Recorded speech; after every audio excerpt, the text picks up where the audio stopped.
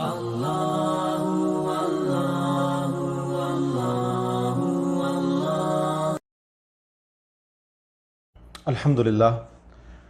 Alhamdulillahi Rabbil Alameen. Wassalatu wassalamu ala Sayyidil Anbiya wal Mursaleen wa ala alihi wa ashabihi ajma'een. Allahumma salli ala Sayyidina wa Maulana Muhammad wa ala ali Sayyidina wa Maulana Muhammadin wa barik wa sallim. In the name of Allah, the most beneficent, the most merciful. Assalamu alaikum wa rahmatullahi wa barakatuh. May the peace, mercy, blessings of Allah subhanahu wa ta'ala be upon each and every one of you. So, inshallah, today I'm going to continue discussing some cases where it is permissible to backbite. 2 weeks ago, I talked about this chapter. I talked about this topic. So, and then we had these 2 weeks, gap. I was busy with some other stuff that was going on from my Jama Masjid. Alhamdulillah, we had those 10 days of the month of Zulhijjah, first 10 days of the month of Zulhijjah. So every night we had the sessions, and Alhamdulillah, Eid al-Adha. So I also want to take this opportunity to say all of you Eid Mubarak, although it's a 5th day, I believe. But Alhamdulillah, we ask Allah subhanahu wa ta'ala to make it easy for all of us and to grant us the blessings of this blessed month of Zulhijjah, and to accept our qurbani, and to accept all the worship that we performed in the first 10 days of the month of Zulhijjah, and those who are performing the Hajj, or those who performed the Hajj, Ya Rabbal Alameen, grant them the Hajj Mabrur, and inshallah make us among those who will be able to perform the Hajj inshallah next year, if not next year, the following year, inshallah, at least once in a lifetime, which is obligatory upon all of us, upon those who have the strength, who have the means, physical means as well, and financial means. So we ask Allah subhanahu wa ta'ala to make it easy for all of us. So let's talk inshallah. So some cases where it is permissible to backbite, so those who are watching, please share. So basically there are 6 reasons where we can backbite, or 6 reasons which gives us the permission to backbite. And these 6 reasons are mentioned by Imam al-Nawawi in his kitab Riyaadh Saaliheen. All of you should buy this book inshallah, or you can download this book online. The first reason that Imam al-Nawawi mentioned, it is when somebody has taken your right, and I have mentioned this already, but I'm quickly mentioning it again if few of you have joined this time, if it is a new session for you, or probably sometime we forget things. So the first reason that we are allowed to backbite is when somebody has taken your right, or complaint of an oppression. When somebody has taken your right, so now you can go to the people of authority. You can go, for example, to the police, to the judge, to the lawyer, to the people of authority, to the ruler, who can get back your right to you, and who can help you, or who can assist you to get back your right to you, inshallah. So in that situation, you can't just say to yourself that, no, let me just seal my lips and let me just seal my tongue and not to say anything, because if I will say that he robbed me, or she robbed me, or he or she stole my money, or he or she did something with my property, or I supposed to get this piece of land or that piece of land, okay, just let me just observe the silence, and just let me just stay quiet, and I should not talk, because if I will mention this situation in front of the lawyer, or in front of the police, or in front of the judge, or whatever, that will be considered as backbiting. So that is wrong. That will not be considered as backbiting.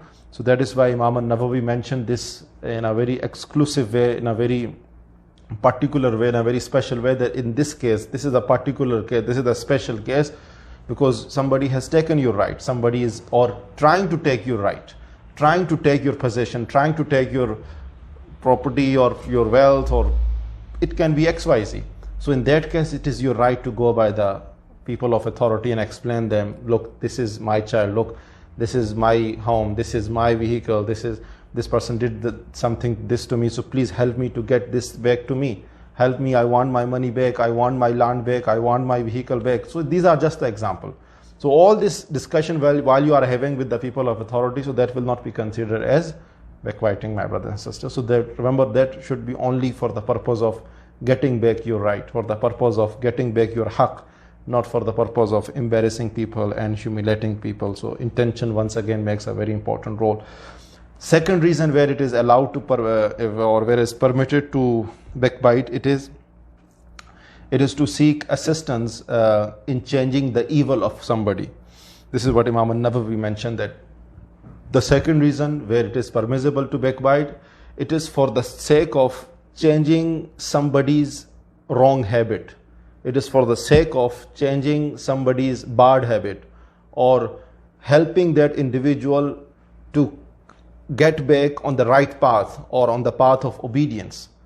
What does it mean? It means that, for example, you know somebody, probably your brother, your sister, your friend, somebody that you know, and you know that that person is doing something wrong.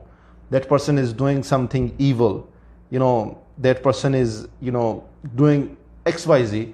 And you know that if I will talk to him or if I will talk to her, he or she will not listen to me.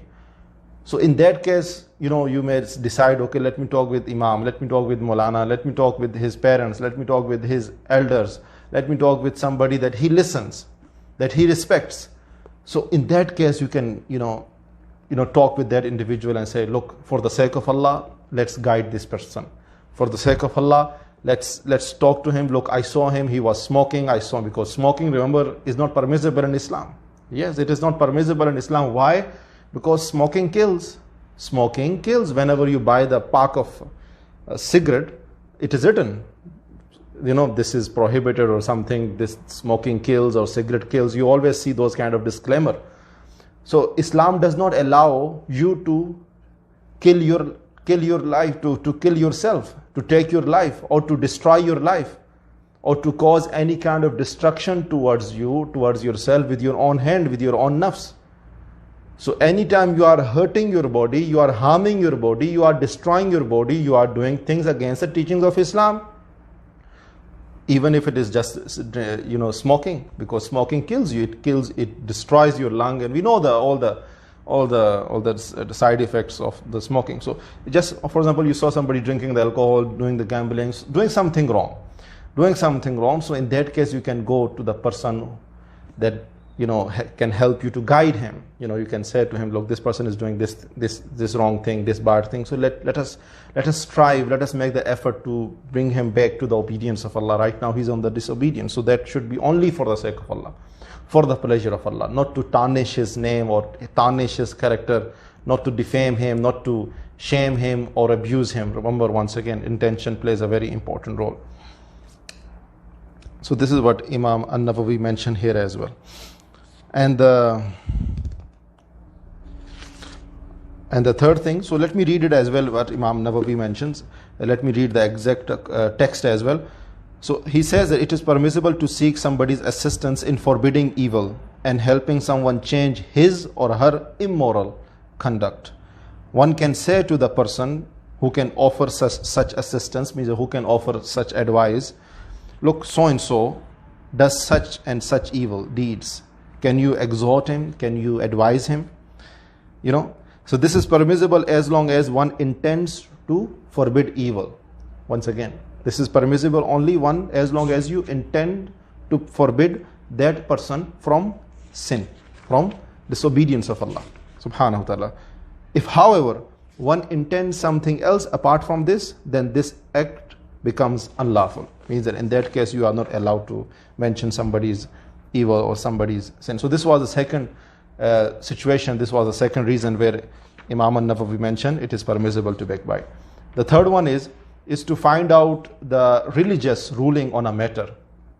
The third one is to find out a religious ruling on a matter. For example, you're going by a imam or a maulana or a lawyer or a judge and telling to him that, look, my father is not spending enough money on me or enough money on my education, or let's say like my husband is not fulfilling the right towards me, or my wife is not fulfilling the rights towards me. So can you explain what are the rights of the husband, what are the rights of the husband, So that is allowed because you are acquiring the fatwa, you are acquiring the religious ruling, you are acquiring or you are in the pursuit of knowing what Islam says about this particular thing, that look, this person is doing such and such action, so this kind of action to me, so what Islam says about this thing.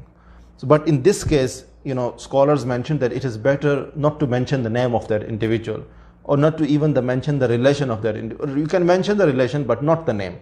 Avoid the name. Just say that, just ask the imam or the lawyer or something, anybody that, why I'm keep saying the lawyer, because people mostly go by the lawyers, to get some kind of, legal verdicts, legal rulings, and so on and so forth. So you can ask to him, look, what are the rights that a father or the mother or the parents, should fulfill towards their children, or what are the rights of the husband, what are the rights of the wife, without mentioning the name. So this is what Imam an-Nawawi mentioned, that one who seeks a legal verdict on a certain matter may point out the defaults of another person or relate something else. One in this case can say to a mufti, a religious scholar who issues the verdicts, my father or brother treated me unjustly. Can I get my right established? They are treating me unjustly, so how can you guide me in this? How can I address this issue towards them? Look, they're doing all these kind of wrong things with me, but I want to talk to them, I want to communicate with them, and I want to tell them that whatever you're doing is wrong, but I don't know how to tell them, how to speak to them. I don't have those proofs. So this is permissible to say only if need be, but it is better to say, what do you think of someone who did such and such? Good. This is what I have already mentioned. What do you think, of someone who did such and such, who without mentioning the name. So this does not mean that, however, that naming the person is not permissible, because even if you are naming the person, that is also permissible, but that must be only for the sake of getting your right. The fourth situation, or the fourth reason where you are allowed to say something in the absence of your brother or in the absence of your sister, backbiting, it is warning against the evil. Warning against the evil. For example, especially if somebody comes to you for a personal advice, if somebody comes to, I think I have already mentioned, but I'm repeating it again, that's okay. If somebody comes to you for a personal advice and asking you, look, I want to do the business with this individual, I want to do the business with A, I want to do the business with B, I want to do the business with C. So tell me, is he or is she a reliable person? Do you know anything about him? Do you know anything about her that you want to share with me, because it's a long-term business? Or I want, wedding or marriage, with this individual. I want a nikah with this individual. I want my daughter to get married with this individual. So what do you say about that? So if you know in that case something fishy, something that, dal mein kala, if you know something is going on, that you should remind him, or you should alert him, you should tell that individual that no, there is something that I want to tell you. So that is permissible, that is totally permissible. If you come to know that that person is a alcoholic or a gambler or the whatever it is, so in that case you can say, look, probably that person is not a good option for your daughter, or good option for your son. I mean that, because he's asking the personal advice from you. So in that case you can give it, because you are saving his or his son life or his daughter life, or you are saving him from any kind of loss when it comes to his or her business, inshallah. So once again, this should be only for the sake of Allah. This should not be like because you envy him or you envy that person and you don't want him to do a business with him. You don't want A to do a business with the B. You don't want A to get married with the B. So in that case, that is sin, because first of all you are jealous of him. You are showing your enmity as well, and then Allah subhanahu wa ta'ala will take all the nur and all the light from you. So it is better that you should do this for the sake of Allah subhanahu wa ta'ala, without defaming, without your personal desires, without your pleasing your own nafs, your own soul. That should be only for the sake of Allah subhanahu wa ta'ala. So this was the, I think, fourth one that I have mentioned to you. And the fifth one is when someone openly commits the sin. I'm quickly mentioning it. When somebody openly commit the sins in a public places, and that person individually, or maybe that person like he does it or she does it, he or she does not care to commit the sin. Probably is a gambler or the alcoholic or the fornicator or the adulterer or the drug dealer or whatever it is, major sin, and that is not a secret sin he is doing or she is doing as a public, he is doing in a open places. So in that case, you can warn others that, look, this person is engaged in this thing, so be careful. But when it comes to the private sins, like that sins that only known to you, so in that case, you can't just go and tell to the whole world and become the television and telling and broadcasting to the whole world that, look, this person is this and that, so on and so forth, because we are commanded to conceal people's fault. But this is the special case when somebody is doing the sin openly. For example, you come to know somebody who's selling the drugs, who's selling the wrong things. So definitely you want to save others' children, you want to save your own children, you want to save the society from that addiction, isn't it? So in that case, for the benefit of people, for protecting the people against the harm or against the destruction, so that is allowed, my brothers and sisters. I hope you're understanding it. If you have any confusion, if you have any suggestion, if you think that you didn't understand, please let me know, inshallah, and let me know in the comment section, inshallah. We will try to answer your things. And then the sixth one is that to describe someone only for the sake of identification purpose, because sometimes some of us are blind, some of us are lame, some of us, they are deaf. So probably you say that, but that will be only, when you have used all the other means. For example, you telling somebody that, look, somebody is in the South Park or in the Gulf City Mall is waiting for you, but that person don't know that who is that person, who is that individual. So now you can explain his features or her features, like this person is a tall person and this person is wearing this kind of glasses, this kind of jabba, this kind of vehicle, and you have used all those means, but still that individual is not able to understand. So then you can say, he's a blind, he's a lame, or he's a handicap, or he can't hear, or something like that, or something is on the face, or something is on the body, or something with the hair, or there is no hairs on his head, subhanallah, I'm also losing my hair. So in that case, you can do it just only for the purpose of identification. For the purpose of identification, not for the purpose of mocking that individual. Sometimes people mock. There is a fault in somebody's body or in somebody's physical appearance, so we are not allowed to mock. Allah asks us, Allah commands us, don't mock one another. Don't, make fun of one another, how they look, how they speak, and how they communicate. That is not right. That is not allowed in Islam. But in this case, because you are describing him, you are describing that individual, so that it will be easy for others to identify him, to know him. So that is why in this case is allowed. So these are the 6 reasons that I have shared with you, inshallah. I have shared with you with the permission of Allah.